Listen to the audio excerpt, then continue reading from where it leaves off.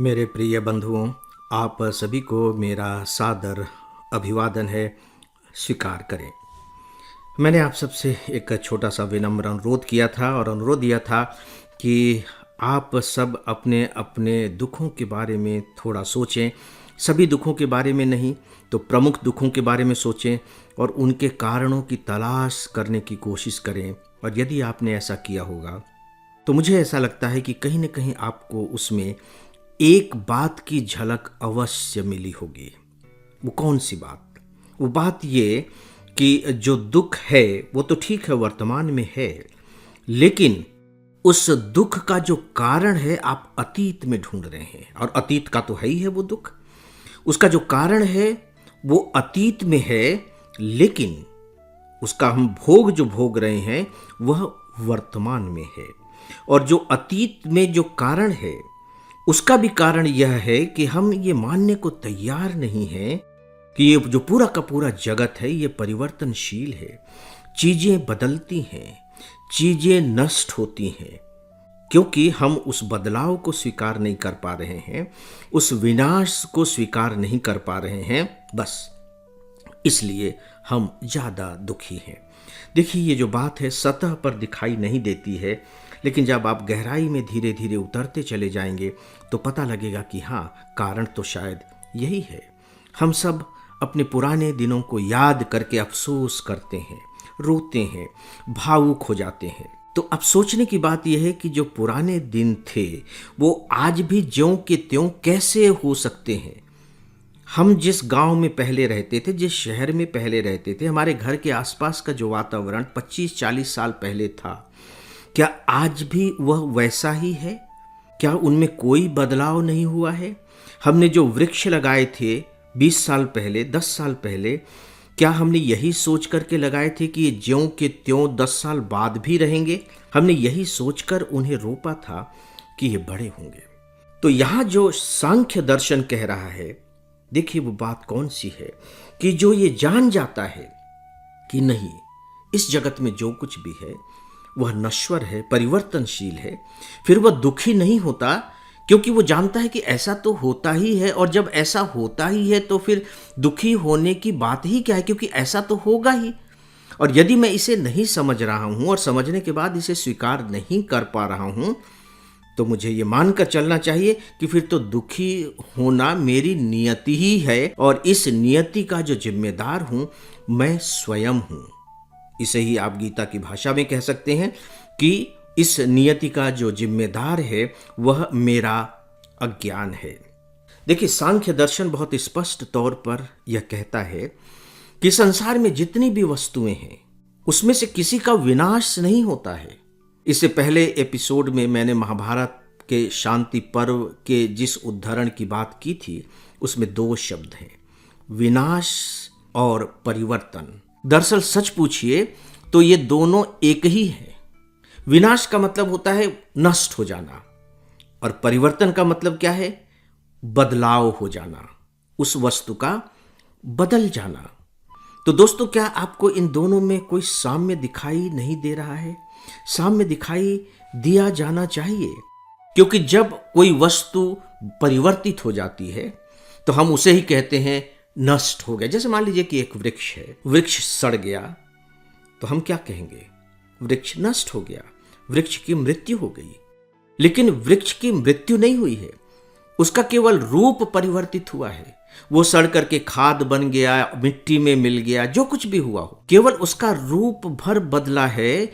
In fact वह वस्तु नष्ट नहीं हुई है। गीता का भी यही मानना है कि वस्तु नष्ट नहीं होती। एक बार जब कोई भी पदार्थ अस्तित्व में आ जाता है तो उसे नष्ट नहीं किया जा सकता।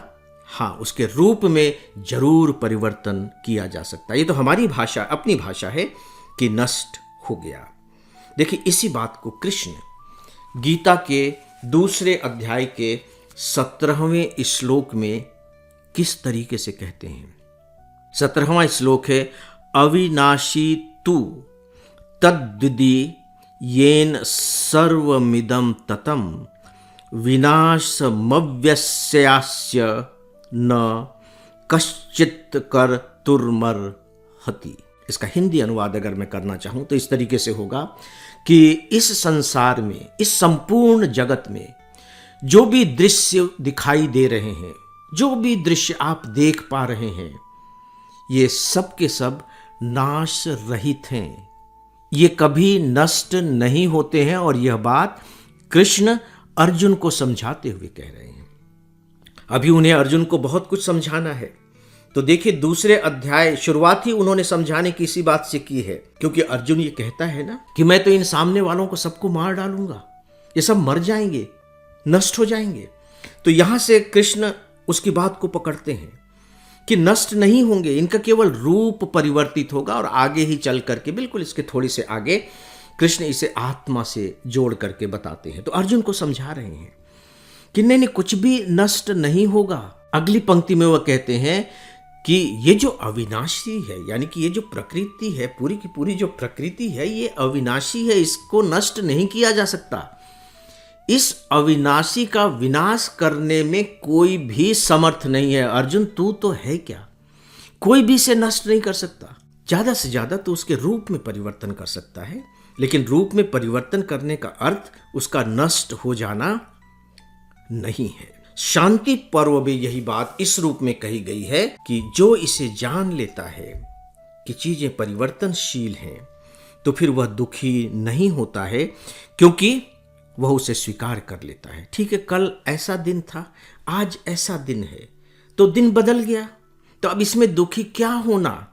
आप देखिए कि लोग विवाह का उत्सव मनाते हैं, और यहां तक कि जिनका विवाह हो रहा होता है, ये अनुभव तो ज़्यादातर विवाहित लोगों के पास होता ही है, सबके मन में उमंगें उछल रही होती हैं, है ना, उत्साह तरंग, जीवन जीने की अभिलाषा, भविष्य के सपने, न जाने क्या क्या सपने पल रहे होते हैं। अच्छा लगता है, सब नृत्य करते हैं, अच्छा लगता है, लगना भी चाहिए। वह उस क्षण का उत्सव है। वहां अब ये नहीं सोचना है कि भैया ये तो चूंकि विनाश होने वाला है या परिवर्तित हो जाने वाला है, तो इसका क्या उत्सव मनाना। नहीं, कृष्ण इसे स्वीकार नहीं करेंगे। वो तो कहते हैं कि मुझ सतत वर्तमान को देखो, ये उत्सव का क्षण है, इसे आप मनाइए, जम करके मनाइए।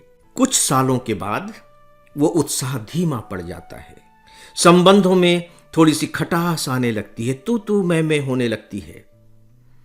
फिर दिमाग में एक थॉट आता है। जो पत्नी है सोचती है कि मेरे पति कितने बदल गए, पहले तो ऐसे नहीं थे।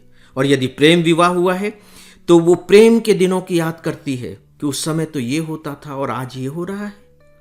और पति भी ऐसे ही सोचता है कि मेरी पत्नी कितनी बदल गई है, जब हमारे प्रेम के दिन थे तब तो वो ऐसी थी और आज ये ऐसी हो गई है।